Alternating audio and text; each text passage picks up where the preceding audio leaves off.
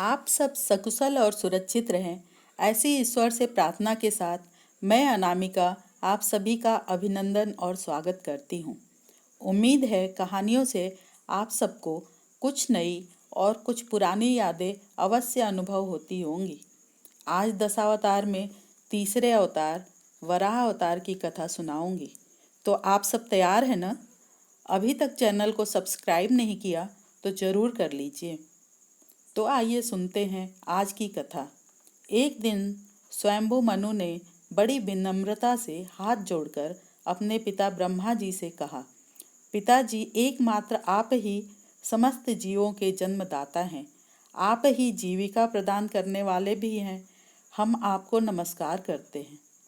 हम ऐसा कौन सा कर्म करें जिससे आपकी सेवा बन सके? मनु की बात सुन ब्रह्मा जी बहुत प्रसन्न हुए और उन्होंने कहा, पुत्र, तुम्हारा कल्याण हो। और ब्रह्मा जी ने कहा, तुम धर्म पूर्वक पृथ्वी का पालन करो और सृष्टि को आगे बढ़ाओ और श्री हरि की आराधना करो। मनु ने कहा, पिताजी, मैं आपकी आज्ञा का पालन जरूर करूँगा, लेकिन इसके लिए तो पृथ्वी की जरूरत होगी और पृथ्वी को तो दुष्ट हिरण्याक्ष खींच कर रसातल में ले गया है। मैं पृथ्वी का पालन कैसे करूं?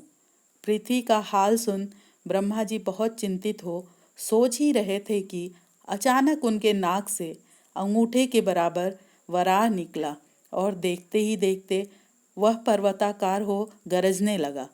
ब्रह्मा जी को भगवान विष्णु की माया समझते देर नहीं लगी। वे भगवान की स्तुति करने लगे। ब्रह्मा जी की स्तुति से वराह भगवान प्रसन्न हुए।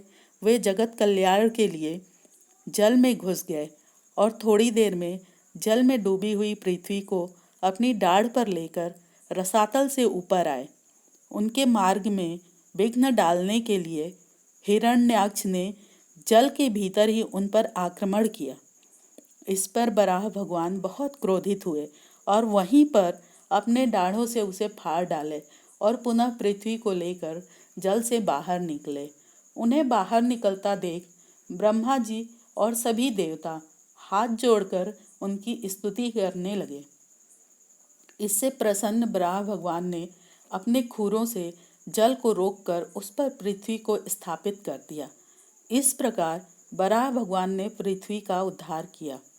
इसी के साथ आज की कहानी समाप्त हुई। आपको कैसी लगी कमेंट के माध्यम से अवश्य बताइएगा।